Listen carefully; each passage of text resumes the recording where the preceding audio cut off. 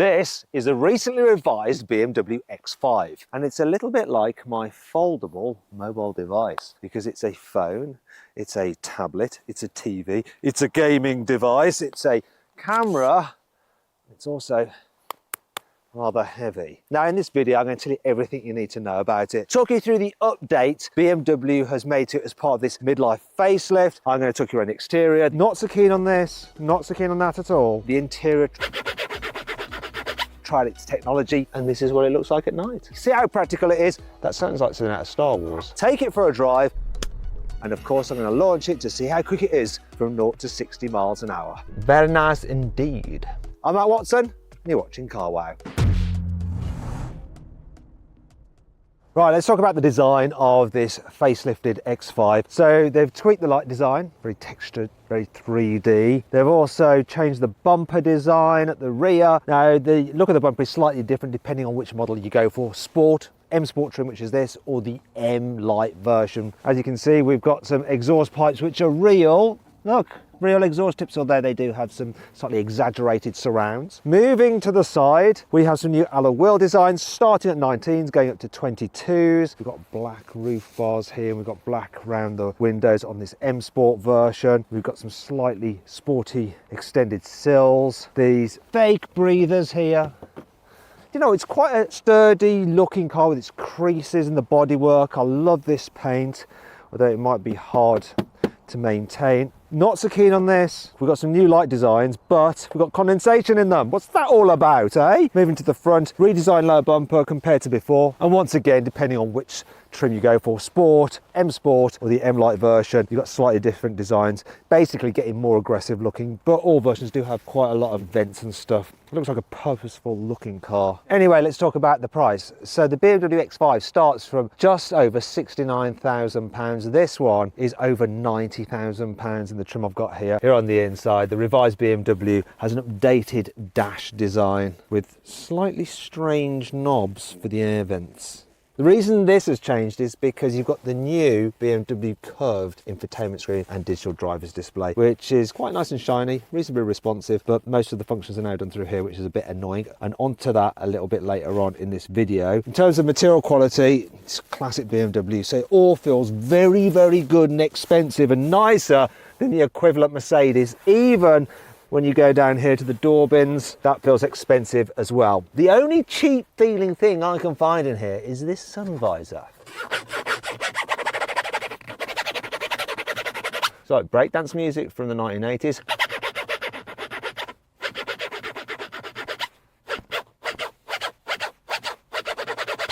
You know, enough of that. You can tell how old I am if saying stuff like that. Anyhow, driving position, really good. Lots of adjustment in the sport seats, which come as standard. Actually, as standard, you get a vegan interior, so no leather, but this does have the leather and it feels really, really nice. Right, let's move on to practicality. So you've got some storage under here, USB-C in there. Can you see that? USB-C.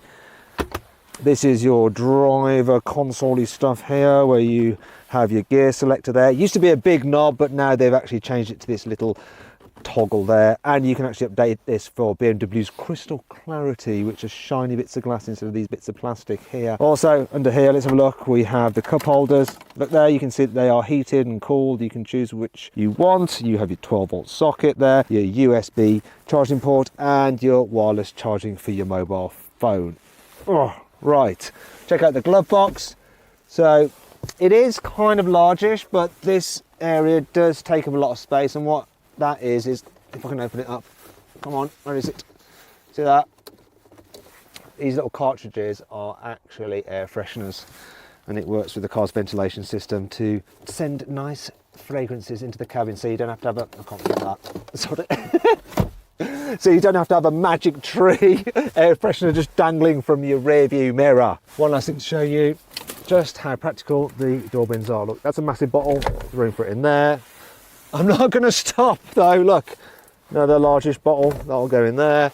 Is there room for one more? Let's find out. Yes! There's plenty of space here in the front of the BMW X5. Now let's check out the back seats. Here in the back, the room is all right. You actually think it's going to be more than it is, but there is enough room. And the seats are raised up slightly so you can put your feet under the seat in front, which is good because there is lots of under thigh support in this car because the seat bench is really deep. I wish the footwells were deeper though, they're quite shallow, but it does mean that you don't have a big hump in the middle of the floor. So if you need to carry 3 people in the back at once, the person in the middle seat doesn't really have to straddle that big hump that you get in some other SUVs. In terms of carrying 3 people in the back at once, there is enough room for 3 adults. Bit tight on the shoulders, but everyone has enough headroom because headroom's really good and the car's quite boxy. Yeah, it's a real practical car here in the back seats. The only thing is that you can't actually recline these seat backs. No, you can't. Like you can in an Audi Q7. If you want to see my full in-depth video review of that, click on the pop-out banner appearing in the top right corner of the screen. In terms of carrying children, ISOFIX anchor points are really easy to get to, and the doors open super wide. So it's easy to maneuver a big child seat in here, and there is just about enough space for a bulky rear-facing seat without having to move the front passenger seat forward at all. The car has these little things here where you can actually fix iPads and phone holders too, and look, you've got your USB-C charging ports in there. You've got climate control in the back as well as in the front. You've got these big pockets on the seat backs. Underneath here you have some more storage. You have, come on, cup holders, and wait for it people, some through loading as well. And one last thing to show you is that as well as some blinds there, didn't do that well, did I? Some blinds there, you have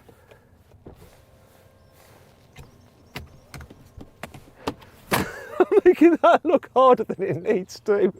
You have windows that open all the way down. Well, I'm going to try that again because I don't want to look like a complete nut and numpty that can't operate a sunblind. I can't operate a sunblind. I really can't. Let's just move on and forget about that. The luggage capacity is 650 litres, which is better than a Mercedes GLE, but not quite as good as a Porsche Cayenne. I do like this. You have a split electrically operated tailgate on the X5, and that just makes it easier to slide things in and out. Whee! One of the slight problems with the tailgate though is that then it's like harder to reach into, like get to stuff at the back, like those tie down points down there. So that is an issue, so sometimes you want to put it back up. But anyway, while we're in here, let me show you this. Lots of storage under there, and it's nice that this is on a expensive feeling gas strut. That sounds like something out of Star Wars. Listen. Like a laser or something. Crazy. Anyway, let's move on. If you need to fold down the rear seats, you have to walk around. Why don't they have releases in the boot? Bear with me. Well, that feels expensive the way that just folds down. Let's do the other side. There we are.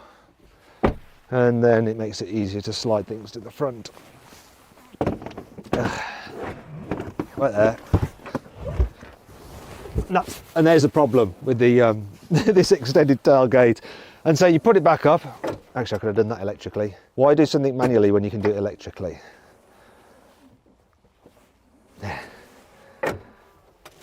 And then it's hard as well because of this. Oh, I see. And that brings me on to 5 annoying things about the BMW X5. BMW has moved quite a lot of functions which were controlled by buttons in the cabin into the infotainment system. For instance, in the past you'd control the distance for the radar guided cruise control using a toggle switch on the steering wheel. Now you have to go into the infotainment system, press that, press driver assistance, move down to driving, and then go to distance control and alter how far you want to keep the car from the car in front. Another one that's a bit weird is to alter the light settings. So you have auto on and off down here, but then you have to press this button to bring up the lighting settings to go and control whether you want all these features like dip beam and side light and stuff like that, rather than just having it down there, which seems stupid. There is no little wash function for the rear view camera, and it gets covered in grime, so you have to get out and clean it yourself this way.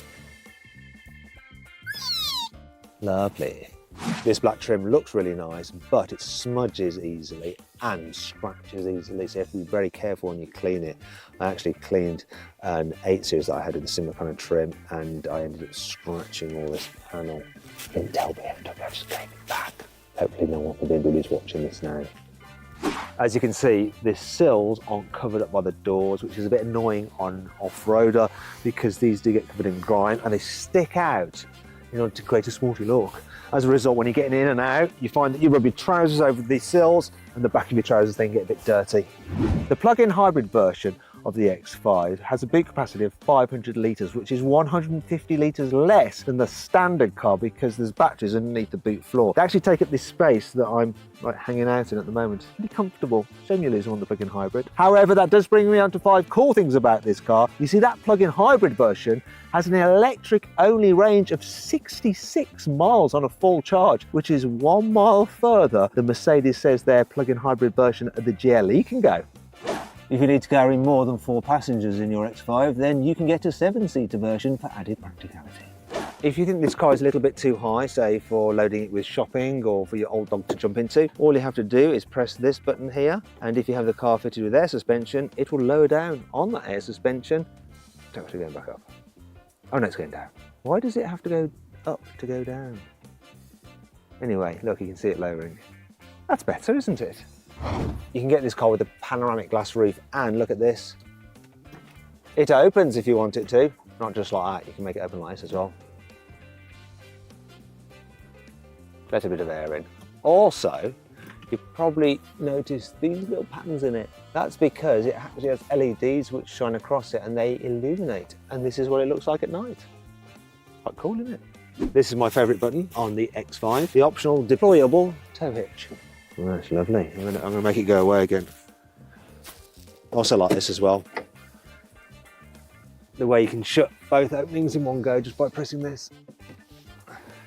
I'm being eaten! I'm being eaten!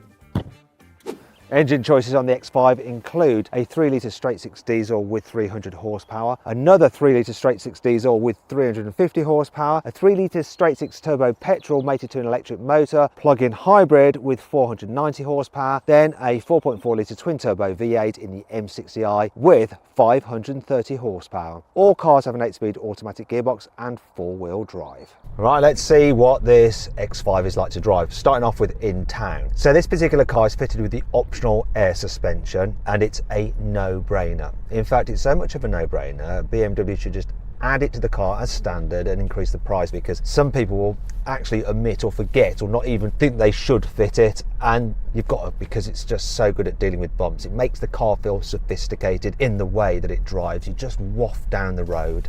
Oh, it's so comfy, so relaxing. Also, you sit up nice and high so you get a great view out of the front. Bit of a blind spot here, but it's not too bad. Got extra windows at the back so that there's not too much of a blind spot caused by those rear pillars, and the view out the back window is very good as well. Steering is light enough in town. Obviously it's speed sensitive. The brakes are progressive, they're not grabby, yet they're strong. As for the manoeuvrability, well, I'm going to do a U-turn here, which will probably annoy all the people behind me, but let's give it a go. Turning circle isn't the best, 12.6 meters, but let's see how I get on. So I'm going to enable my cameras to help me out.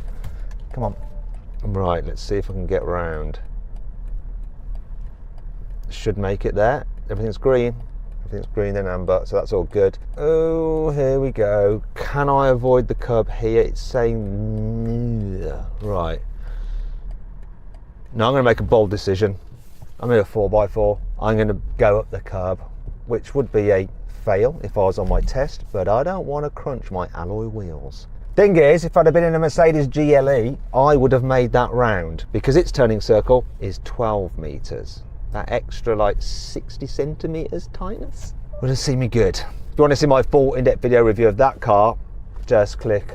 I'm just waving to a car for waiting for me, but it's actually parked. Anyway, click on the pop-out banner appearing in the top right-hand corner of the screen if you want to see my review of the GLE. I wonder what cock-ups I'll make in that video. Oh, because I've enabled parking, it's like looking for parking spaces. Tell you the truth, I wouldn't bother using that system because it's not really very good. Let's park me on the curb. What are you doing, BMW? Parking is not complete. This is not a parking space. Hello? Hello? Well, you're telling me about the parking space I've just parked in? You blooming idiot! I need that to go away. Go away now. Go away. Off. Off with you. Thank you. Bye. Bye. Relaxingness. Oh, didn't mention, gearbox, 8-speed, is super smooth. You don't notice it changing gear. And the engine is generally very smooth on tick over despite being a diesel. Obviously it'll cut out when you come to a standstill, but you can turn that off if you want it to just constantly be running. Where's the button? Didn't find the button in time. But the way it starts again is pretty smooth. I do like this car a lot. Now let's check out the acceleration from 40 to 70 as I join the dual carriageway. So 40 mile an hour, there we are. I'm going to punch it. 3, 2, 1, go. That kick down was so quick. And that's 70. Oh, this diesel engine pulls. You do not need any more performance than this. It is a fabulous engine. A little bit of a sound from it, but you can't fault it because there's so much torque. Really, really impressive. Cruising at 70 is just effortless. In fact, I'm going to whack it into sports mode. Look, at 70, 1,500 RPM. Insane. I don't like the fact that you can't see the rev counter when you're in comfort mode. It's like this stupid power reserve thing, like it thinks it's a Rolls Royce or something. I know BMW own Rolls Royce, that's clearly where they got the idea from. You know, cruising at speed, it's really, really quite comfortable. You get a little bit of tyre noise because those tyres are huge, a little bit of wind noise, but still feels very, very luxurious. You are isolated from the elements. It's nice. Nicest thing though is looking down at the range here. So it says I've got 551 miles of range and I've got like 3/4 of a tank left. Earlier when I had the car, it was saying over 600 miles of range. You know, it's really refreshing for someone who often tests EVs and you don't ever see numbers like that on your expected range.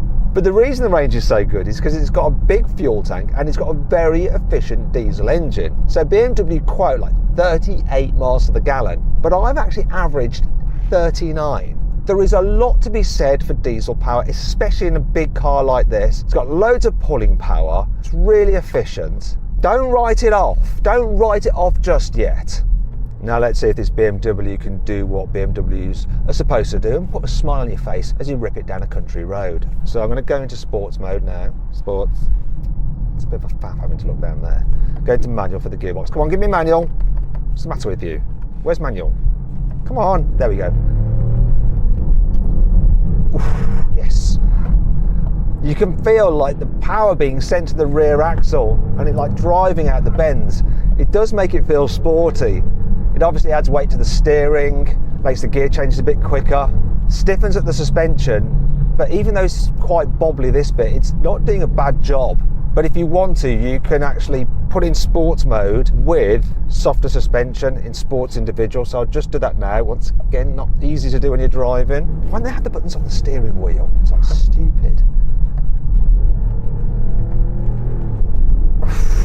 The steering's good, weights up nicely as you go into a corner, so you feel like you know what the front tyres are doing. And you can absolutely hammer this along a twisty road. Yeah, I think the comfort suspension works better on these bumpy British roads. It's so impressive. And fun, you know. And this car, it's super practical, it's good for your family, but you can still have a bit of a laugh with it if you want to, which is not bad considering how big it is, how tall it is, and how heavy it is. Drives like a BMW should. Well, a BMW SUV should. BMW says this X5 30D will do 0 to 60 in 6.1 seconds. Let's see what the reality is. I wonder if it's got launch control. Got it in traction mode for the stability, sport mode and S1. This should do it. Let's just try. Left foot on the brake, throw the throttle. Does it say launch? Doesn't say. Yeah, it does. It was scrabbling for grip on the takeoff, but it's going now. 5.6. Nice. Very nice indeed. Yeah.